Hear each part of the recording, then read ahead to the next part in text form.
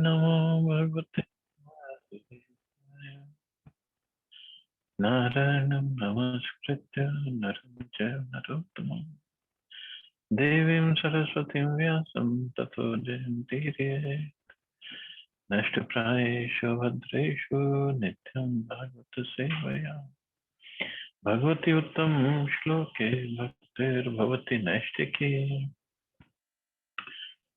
So continuing with the discussion on Srimad Bhagavatam, Canto 7, Chapter 1, the Supreme Lord is equal to everyone. Text number 10 onwards. So Parikshit Maharaj had asked this question to Shukdev Goswami that is the Supreme Lord equal to everyone or is he partial to demigods? Why does he do things that seems like he's partial to demigods? So Shukdev Goswami is answering this question. Yada sisrikshu pur atmanah paro rajah srijyate prithaksva swamayaya sattam vichitrasu riram surishwaraha shayishmanastam iryatyaso. When the Supreme Personality of Godhead creates different types of bodies, offering a particular body to each living entity according to his character and fruitive actions, the Lord revives all the qualities of material nature, Satogun, Rajagun, and Tamagun.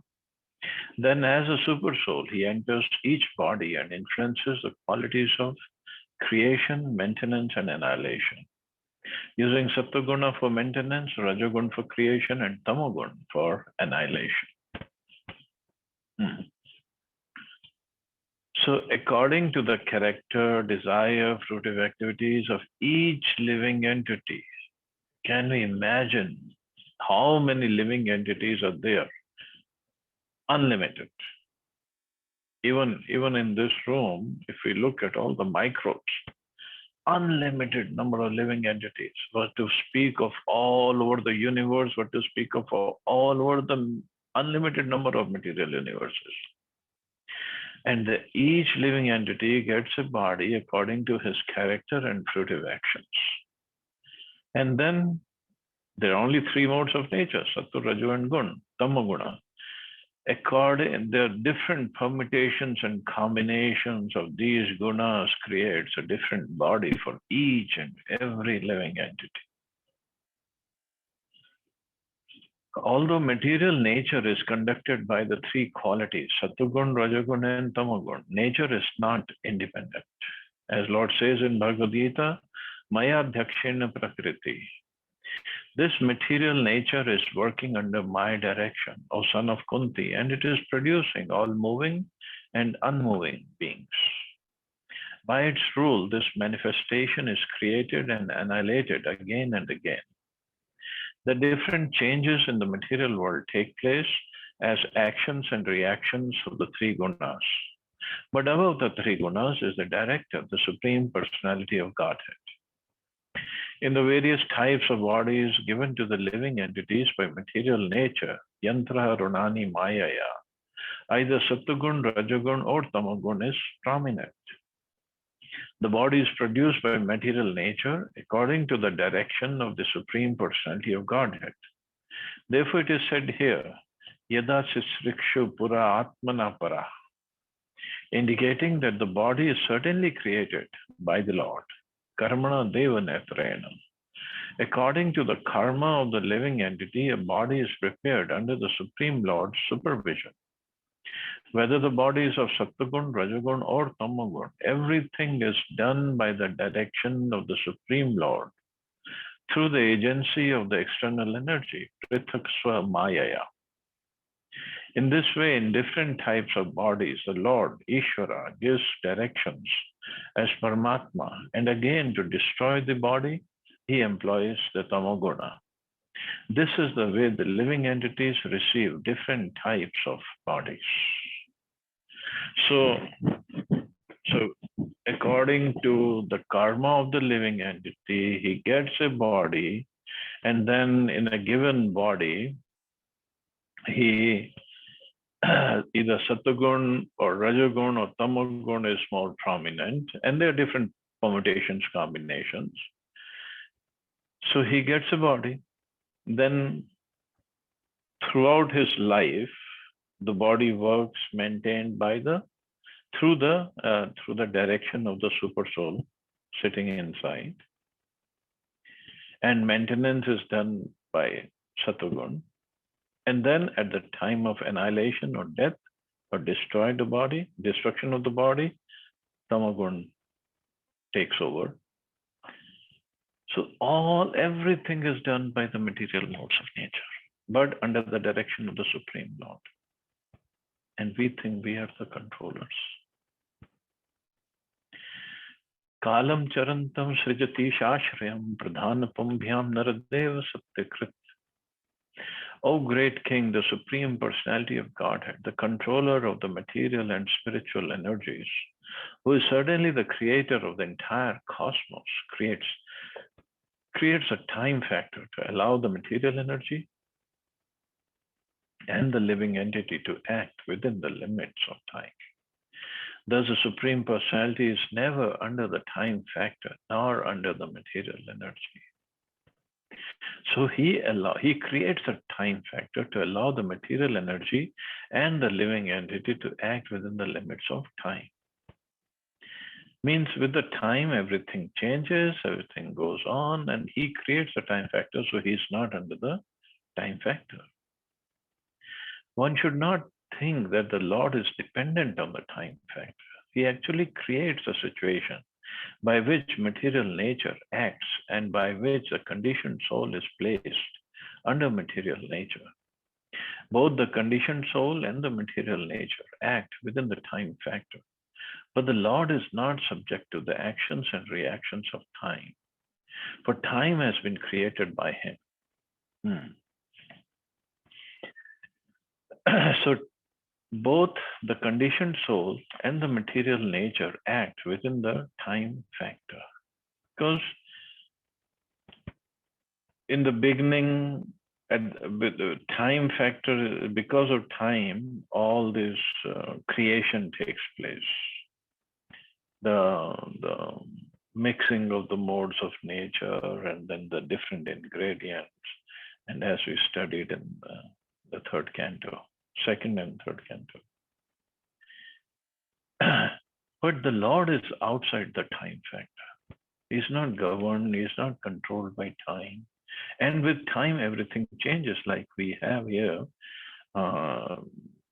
Everybody takes birth, grows for a certain time, remains, produces byproducts, dwindles, and vanishes. So these changes in the body of a living entity acts according to the time. And similarly, everything in the material world, everything remains for some time and then it just dwindles. Everything is temporary, but the Lord is not temporary. Lord does not come under the time factor. He's always spiritual, he's always the same. To be more clear, Srila Vishwanath Chakravarti Thakur says that creation, maintenance, and annihilation are all under the supreme will of the Lord. In Bhagavad Gita, Krishna says, Yada yada hi dharmasya glanir bhavati bharata. Whenever and wherever there is a decline in religious practice or descendant of Bharat and a predominant rise of irreligion, at that time I descend myself. Since Krishna, the Supreme Personality of Godhead, is the controller of everything, when he appears, he is not within the limitations of material time. Janma karma chame divyam, not material. His janma karma, everything is divya. In this verse, the words kalam charantam srijashita ashrayam indicate that although the Lord acts within time, whether Sattagun, Rajagun, or Tamagun is prominent, one should not think that the Lord is under time's control. Time is within his control, for he creates time to act in a certain way. He is not working under the control of time. The creation of the material world is one of the Lord's pastimes. Everything is fully under his control. Since creation takes place when Rajagun is prominent, the Lord creates the necessary time to give facilities for Rajagun. Similarly, he also creates the necessary times for maintenance and annihilation. Thus, this verse establishes that the Lord is not under the limitations of time. So time is also under His control. We think time just goes on without anybody's control. No, time is under His control. Not the Lord is under His control. And when creation takes place when Rajagun is prominent, so Lord creates the necessary time to give facilities for Rajagun. It's very hard to understand that we think time is also under somebody's control. But he controls everything. Kal is under his control. As stated in Brahma Samhita, Ishvara Paramaha Krishna. Krishna is the supreme controller. He possesses a blissful spiritual body. Anadi, he is not subordinate to anything. As the Lord confirms in Bhagavad Gita, Matta Paratram Nanya. O conqueror of wealth, Arjuna, there is no truth superior to me. Nothing can be above Krishna, for he is a controller and creator of everything. The Mayavadi philosophers say that this material world is mithya, false, and that one should therefore not bother about this mithya creation. But this is not correct. Wherein it is said, Satyakrit, whatever is created by the Supreme Personality of Godhead, Satyam Param, cannot be called mithya. The cause of the creation is Satya, true. So how can the effect of the cause be mithya? The very word Satyakrit is used to establish that everything created by the Lord is factual, never false. The creation may be temporary, but it is not false. And how time is under His control, one example is coming to my mind, that Kartik Purnima, Sharad Purnima, and other Purnimas also, he performs his Ras Leela pastime with gopis in Vrindavan. Now that Ras Leela, when he performs with Srimati Radharani and other gopis, it is said in the scriptures that that Ras Leela goes on for maybe 1 day of Brahmaji, Kalpa, 1 day of Brahma. 1 day of Brahma we have studied, it is 86 billion years or something like that. And we say, no, the night is only for whatever, 6 or 8 hours. But no, because he controls a time for all his pastimes. So the same Ras Leela, for us it is 6-8 hours. But in actuality, he all keeps on enjoying, keeps on dancing for 1 day of Brahma. So how to understand that? We cannot understand that. That is why, until we come to the conclusion that all his pastimes or everything that he does or everything that he possesses is inconceivable, we cannot conceive of it. We cannot understand. So then, question, what's the point in trying to understand him? Well, we don't try to understand him, we just try to serve him. And he gives us the understanding to whatever extent he wants to give. And then whatever understanding we get, that is the cause of supreme bliss. There's nothing more than that one wants to know. If he wants us to realize or know more, it's up to him. It is really inconceivable. How does it work? Nobody knows. Yesh Rajan Pikal Ishita Sattam Suranika Me Vadhyataha Tatprati Nakan Surana Surapriyo Rajastamasakan, Praminoti Urushravaha. O king, this time factor enhances the Sattvagun. Thus, although the Supreme Lord is the controller, he favors the demigods who are mostly situated in Sattvagun. Then the demons who are influenced by Tamagun are annihilated. The Supreme Lord induces the time factor to act in different ways. But he is never partial. Rather, his activities are glorious, and therefore he is called Urushrava. Urushrava means whose glories are widespread. The Lord says in Bhagavad Gita, Samaham sarva bhuteshu namidveshu asti na priya. I envy no one, nor am I partial to anyone. I'm equal to all. The Supreme Personality of Godhead cannot be partial. He is always equal to everyone. Therefore, when the demigods are favored and the demons killed, this is not his partiality, but the influence of the time factor. A good example in this regard is that an electrician connects both a heater and a cooler to the same electrical energy. The cause of the heating and cooling is the electrician's manipulation of the electrical energy according to his desire. But factually, the electrician has nothing to do with causing heat or cold, nor with the enjoyment or suffering that results. So it's not he is partial, but he can just do whatever he wants to do. And these demigods are favored because they are surrendered, more surrendered unto him.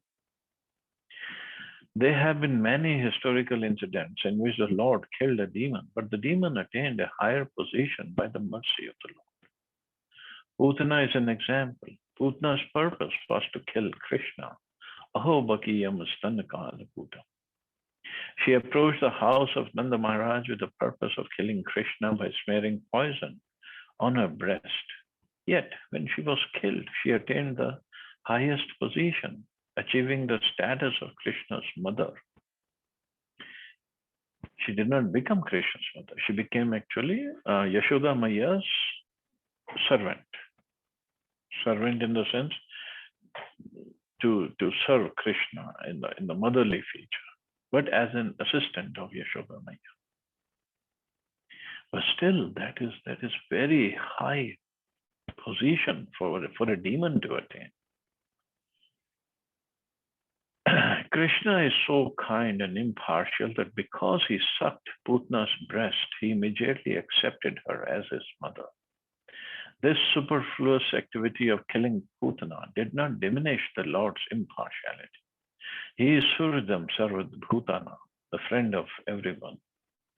Therefore, partiality cannot apply to the character of the Supreme Personality of Godhead, who always maintains his position as a supreme controller.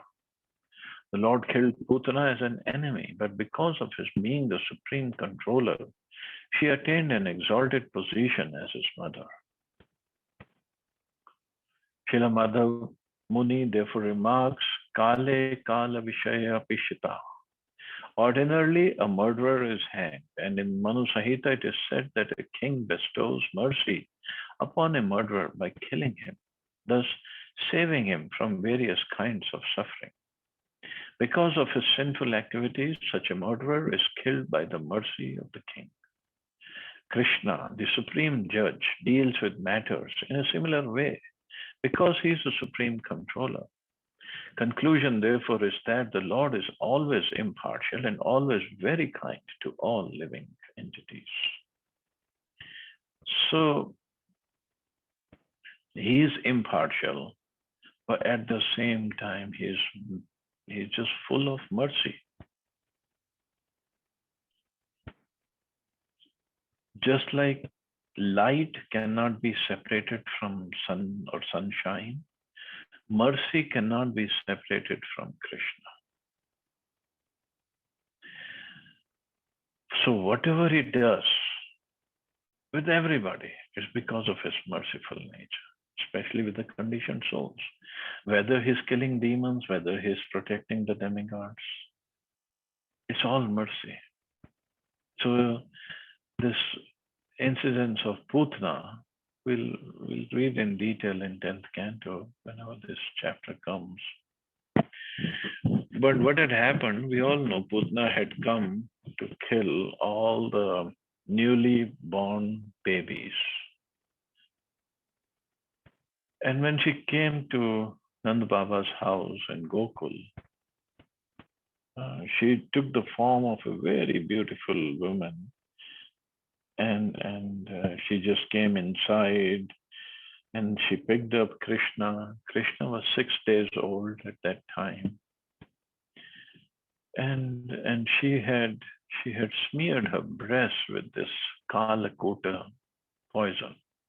And this Kalakota poison was so powerful that just by smelling it, the babies had died. Forget about sucking or licking on this poison. So, but when she picked up Krishna, now Krishna is death personified also. So Krishna knew her mood of killing him and her mood of serving him as a nurse, as a mother. Why? Because Putna in her previous life was, we'll read about the story of Vamandev and Bali Maharaj. So she was, some places it is that she was a daughter of Vamandev, some places she was a younger sister of Vamandev. No, I'm not sorry, not Vamandev, but Bali Maharaj. So the daughter of Bali Maharaj, that makes more sense. So the name is given there, I'm forgetting the name. So when Vamandev came to Bali Maharaj's Yajna arena, and now the Lord, whenever he comes, he's just beauty is one of his opulences and is full of beauty. And this boy, Vamandev, little boy, dwarf Brahman came, very beautiful Brahman, very cute, and this daughter of Bali Maharaj thought, oh, if I had a child like this, I would feed my milk to this child. And when Vamandev Vamandev took all the possessions of Bali Maharaj and arrested him. And this girl was so angry at Vamandev, and she was thinking that if I had a child like this, I would smear my breast with poison and make him suck my breast, and I would kill him with that way. So now Vamandev is also the super soul in the heart, and he wanted to fulfill both the desires of this girl. So she became Putna in Krishna's pastime. So Krishna wanted to fulfill her both desires. To try to kill Krishna, of course, nobody can kill Krishna, but to give her an opportunity to kill Krishna, but at the same time to accept her as the mother. So first he just when he sucked milk out of the breast of Putna, so he licked the poison. Of course, it is explained by acharyas that he had closed his eyes when he was killing Putna. So some acharyas have said, so he was basically thinking of Lord Shiva when he was sucking the poison.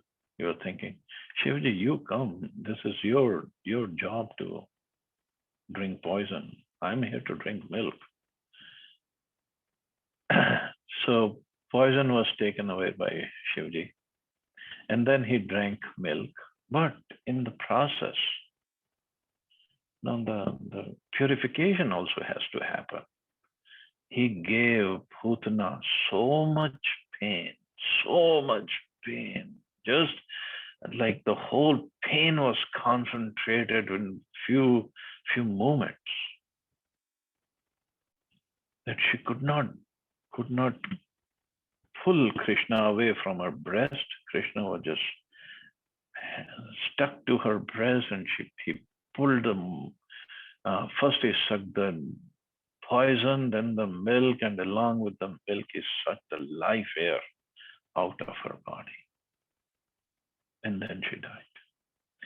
So poison was gone, pain purified Putana, and then Krishna accepted her mood of serving him as mother. And with that mood, when she died, and then of course she also had left her body in Vrindavan, so she went back to Golok Vrindavan. And actually after that, Brahmaji comes there, not after that, but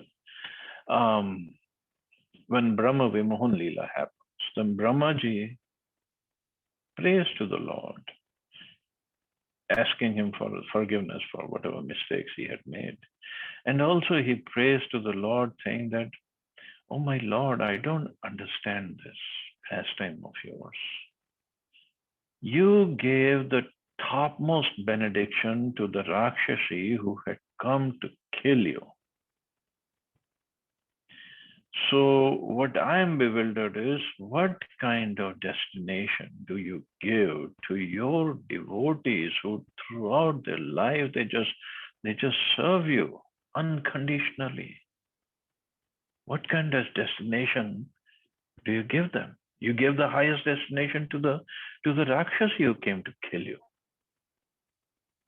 What is better destination left for your devotees? And then he himself answers his own question. He says, actually, now I understand that for your devotees, when they serve you unconditionally, going through all kinds of tribulations throughout their lives, the pleasure that they get by serving you is incomparable. Nobody gets that pleasure. Demons never get the pleasure of serving you. The devotees, only the devotees get this pleasure. And that's why they keep on serving you, no matter what. And this is their destiny. And they get the destination, or this is their perfection, that they get the pleasure. Demons don't get pleasure. Of course, once everybody in the spiritual world, then that's a different story. Everybody is in ananda, bliss. So this is the real relationship between the Lord and his devotees. And that kind of relationship, that kind of service mood, definitely the Lord becomes partial towards his devotees. Otherwise, it's impartial. He is neutral with everybody. But with his devotees, he's always partial. Atraivoddahrita purvam mitihasa surarshina pritya mahakrita urajan prichate ajata shatrave.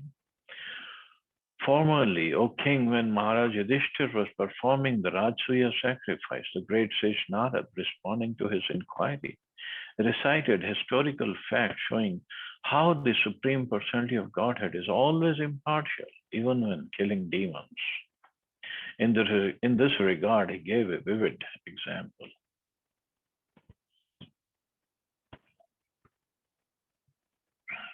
So, now another story within the story. So Shukdev Goswami and Parikshit Maharaj are talking, and now Shukdev Goswami is going to relate to a story or incident when Maharaj Yudhishthira performed the Rajsuya sacrifice. And this Rajsuya sacrifice was after the Pandavas were given Indraprastha. And they performed this sacrifice, and Krishna himself was there. And Krishna was offered the Agra Puja. And Krishna was serving Maharaj Yudhishthir by taking care of the sages. So he was serving prasadam to the sages and disposing of the plates that they had eaten on, and he was cleaning, and he was taking care of the sages, of the Brahmins. And in that sacrifice, if you remember, Karna became the um, on behalf of Maharaj Yudhishthir, he was doing all the charity, and he is known as the charitable person, Dhanavir. And but there was no limit to all the charity that he was giving. And Duryodhan also took up some service. And in fact, after that Ratsya sacrifice, the problems started because in that sacrifice, Duryodhan fell in the palace, thinking that was solid floor, but that was water, and the Draupadi laughed at him. And then the problem started. But this was a Ratsya sacrifice that the story Narad Muni is speaking of. This relates to how the Lord exhibited his impartiality even when killing Shishupal in the arena of the Ratsya Yagya performed by Maharaj Yudhishthir.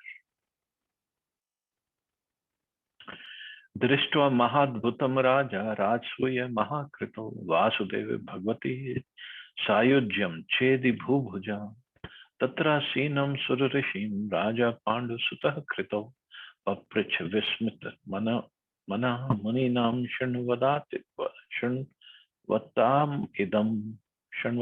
Idam. O king, at the Ratsya sacrifice, Maharaj Yudhishthir, the son of Maharaj Pandu, personally saw Shishupal merge into the body of the Supreme Lord, Krishna. Therefore, struck with wonder, he inquired about the reason for this from the great sage Narad, who was seated there.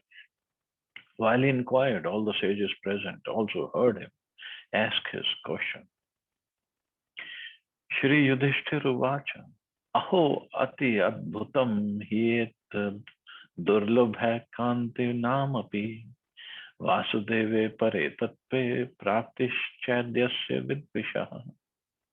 Maharaj Yudhishthir inquired, it is very wonderful that the demon Shishupal merged into the body of the Supreme Personality of Godhead, even though extremely envious.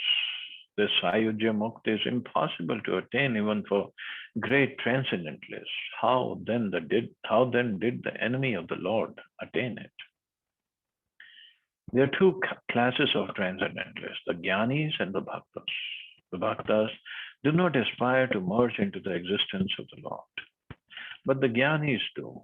Shishupal, however, was neither a Jnani nor a Bhakta, yet simply by envy of the Lord, he attained an exalted position by merging into the Lord's body. Certainly, this was astonishing, and therefore Maharaj Yudhishthir inquired about the cause for the Lord's mysterious mercy to Shishupal. How come the Lord was so merciful to Shishupal? Although Shishupal was so envious of the Lord, he was related to Krishna, but at the same time, he was very envious.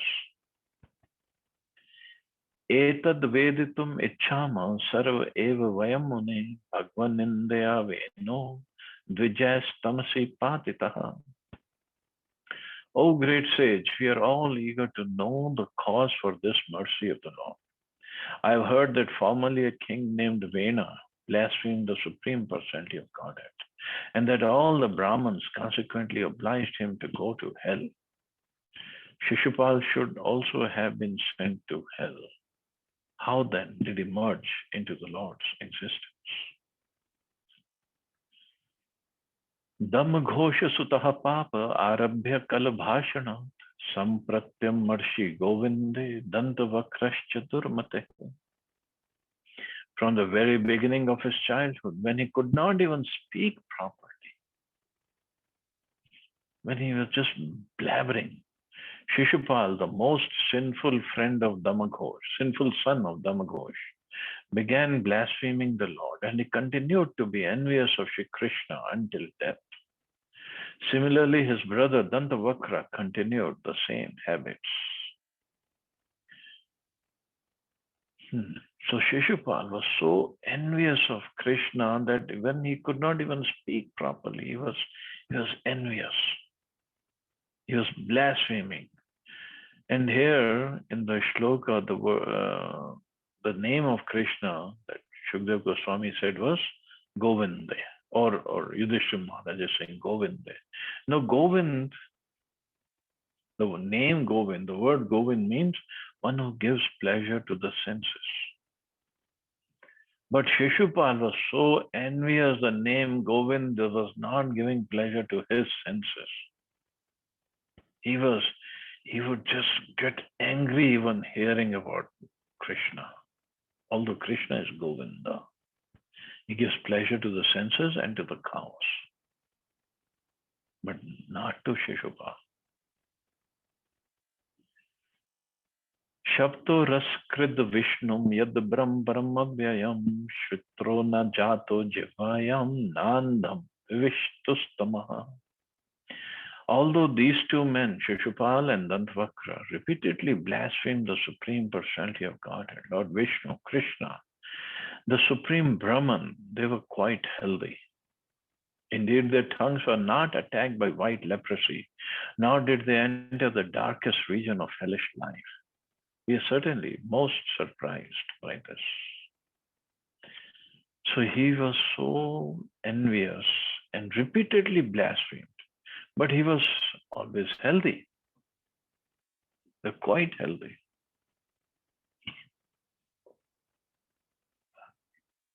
So anybody who blasphemes the Lord, he actually should enter the darkest region of hellish life, but they did not. And Yudhishthira Maharaj was quite surprised. Krishna is described by Arjuna in Bhagavad Gita as follows: Param Brahma, Param Dhama, Pavitram, Paramam Bhava. You are the supreme Brahman, the supreme abode and purifier. Herein this is confirmed. Vishnu yad Brahma Param Avyayam. The supreme Vishnu is Krishna. Krishna is the cause of Vishnu, not vice versa.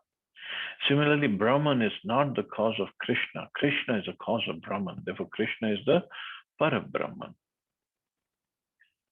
And he is so pure, and somebody, if talking bad about him, he should go to hell. Katham tasmin bhagavati durvagraya dhamini pashyatam sarva lokanam layami yatturanjasa.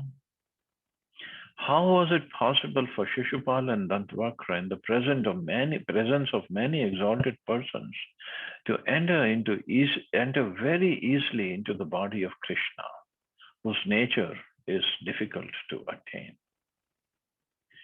Shishupal and Dantavakra were formerly Jaya and Vijay, the doorkeepers of Vaikuntha. Merging into the body of Krishna was not their final destination. For some time they remained merged, and later they received the liberations of Sarupya and Salokya, living on the same planet as the Lord in the same bodily form. The Shastras give evidence that if one blasphemes the Supreme Lord, his punishment is to remain in hellish life for many millions of years, more than one suffers by killing many Brahmins.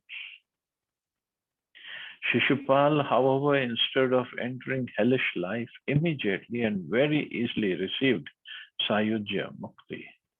That such a privilege had been offered to Shishupal was not merely a story. Everyone saw it happen. There was no scarcity of evidence.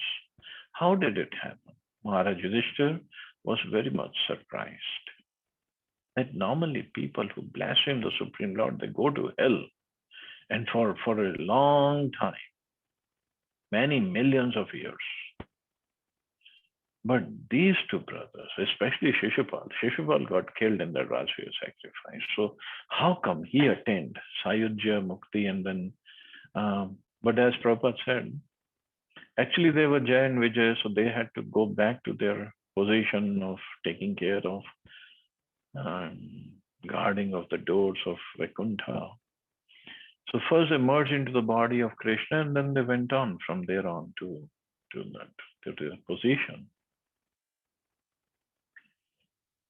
But Yudhishthira Maharaj was surprised. What happened there? Etad bhramyati me buddhir deeparchir vayuna bruyhe tad tad adham tamam bhagwan hiyatra karanam. This matter is undoubtedly very wonderful. Indeed, my intelligence has become disturbed, just as the flame of a candle is disturbed by a blowing wind. O Narad Muni, you know everything. Kindly let me know the cause of this wonderful event. The Shastras adjoin tad vijnanartham sadguru meva abhigachet. When one is perplexed by the difficult problems of life, to solve them, one must approach a guru like Narad or his representative in the disciplic succession. Maharaj Yudhishthira therefore requested Narad to explain the cause for such a wonderful event. So even Maharaj Yudhishthira was perplexed or not sure what is happening. So he requested Narad Muni to explain what happened and why it happened. Shri Badarayana Ruvacha Ragyastadvach Akaranya Narado Bhagwan Rishi Tushta Prahatama Bhashya Shunvatyas Tatsada Katha. Shri Shukdev Goswami said, after hearing the request of Maharaj Yudhishthira, Narad Muni, the most powerful spiritual master who knew everything, was very pleased. Thus he replied in the presence of everyone taking part in the yajna. Shri Narada Vacha Nindanasvatav Sat Karan Akarartham Kalevaram Pradhana Paryo Rajan Na Vivekena Kalpitam. The great sage Narad, Shri Narad said, O king, blasphemy and praise, chastisement and respect are experienced because of ignorance. The body of the conditioned soul is planned by the Lord for suffering in the material world through the agency of the external energy. In Bhagavad Gita, it is said, Ishvara Sarva Bhutanam Hriddeshe Archantishtati. The Supreme Lord is situated in everyone's heart, O Arjun, and is directing the wanderings of all living entities who are seated as on a machine made of material energy. A material body is manufactured by the external energy according to the direction of the Supreme Personality of Godhead. The conditioned soul, being seated on this machine, wanders throughout the universe, and because of his bodily conception of life, he only suffers. Actually, the suffering of being blasphemed and the enjoyment of being praised, the acceptance of a good welcome or of chastisement by harsh words, are felt in the material conception of life. But since the body of the Supreme Personality of Godhead is not material, but Satchidananda Vigraha, is unaffected by insults or greetings, blasphemy or prayers. So we get disturbed by the blasphemy, or if somebody talks bad about us, whether we hear in person or whether we hear from somebody else. We feel so bad. Oh, and then we get into defensive mode. Why did he speak like that? I didn't do this and I don't do that. And then also we get enjoyment when we get praised. We all love that when people glorify us, talk nice about us, whether they're lying, but we all love it. Nobody likes to hear himself blasphemed or put down by others.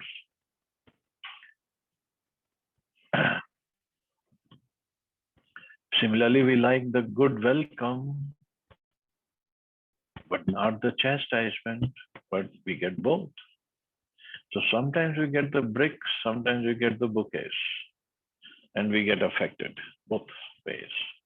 But not the Supreme Lord. He's unaffected by insults or greetings, blasphemy or prayers.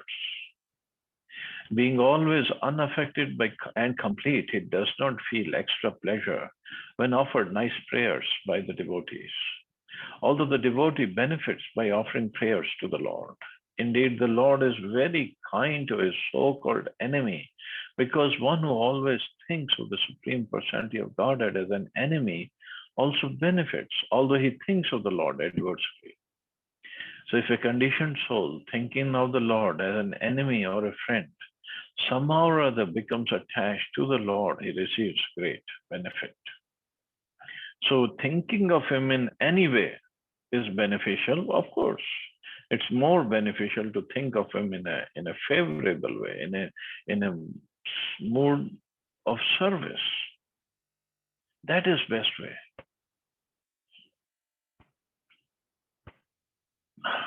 But anyway, thinking about him in any way is beneficial. But he is not affected. See, when we are affected means when somebody praises us and we feel good. Of course, we feel good. But if somebody blasphemes us, we feel bad. So we feel good because something is lacking inside us. That feeling of honor is lacking. That's why somebody gives us honor, we feel good. So basically we are begging him to honor us, to give us respect, to make us feel good, because our goodness, our feeling of goodness depends upon his honoring us. Means that honor is not here in us, or we are lacking something. Means we are begging.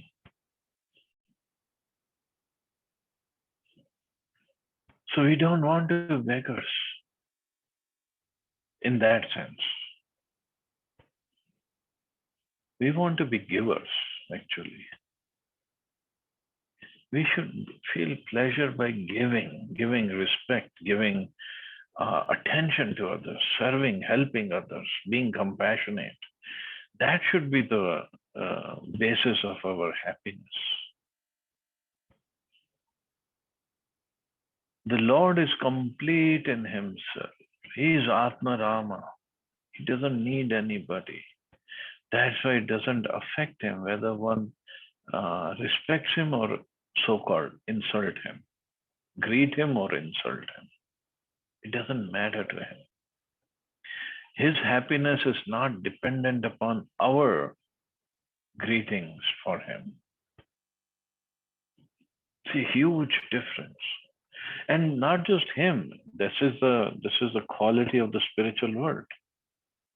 Everybody is full. They're made of Sat, Chit, and Ananda. So everybody there is Atmaram, actually. They don't need anybody else for the pleasure.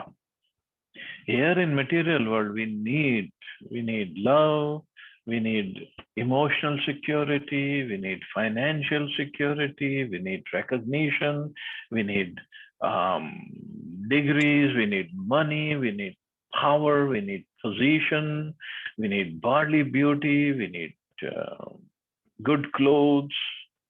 Why we wear good clothes? Because we want people to praise us. Oh, you look so good in this, or you look so good in that. And then we buy jewelry, we buy nice cars. Why? So that people can praise us. Why? Because it makes us feel good. Why? Because something is lacking in us. Sadhus, they don't care what they're wearing, because they're completely full in themselves. We read about Lord Rishabdev, how he acted when he was out out of his kingdom, and he became like a mendicant. People were spitting on him, urinating on him. He did not mind. It did not bother. He was completely happy in himself. We can say, oh, he's the Supreme Lord, he can do that. But he was setting an example for all the mendicants, avadhutas, future. So when we need something and it is not given to us, we feel bad, we feel sad, we can get depressed, we can get stressed and get all different kinds of diseases because of that. We get frustrated, we can kill somebody because something is lacking inside us. We don't need it actually. It's artificial, completely artificial.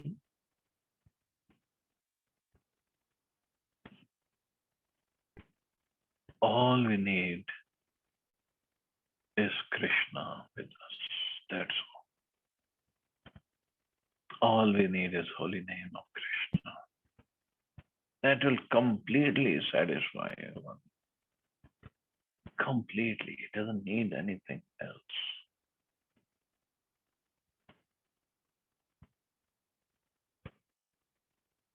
And that is a real position actually. It's not something artificial. No. But we have to come to that level. And this is what Yudhishthira Maharaj is saying. The Lord is I mean, he could not understand why this Shishupal, he just blasphemed the Lord and the Lord killed him, but he still got this wonderful liberation.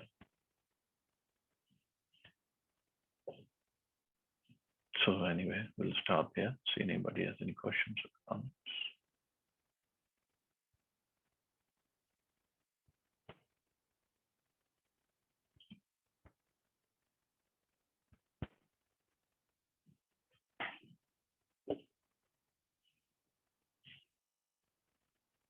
Hare Krishna, Prabhu. I have a very simple question to ask. Isn't it the case that whoever Lord kills gets liberated? Yeah, but this guy So, blasphemed. Shishupal was such a blasphemer. so actually, he was killed by Krishna. So isn't that Yeah, so this obvious that is he'll get liberation? it is obvious for us, but Yudhishthira Maharaj was surprised because the way he was speaking to Krishna.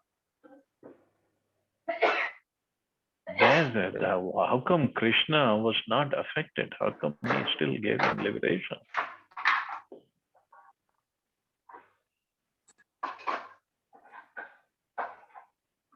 I mean, there were so many demons got killed by Krishna. Yes, they got liberated. Fine. But they did not speak the way Shishupal spoke. Okay. That's what the question was.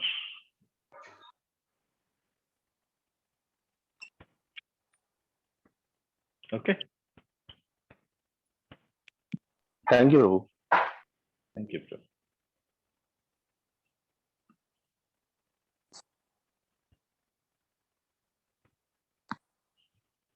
Okay, so I guess we can stop there. You all have a safe and wonderful day. Hare Krishna. Jai Shri Prabhupada. Hare Krishna.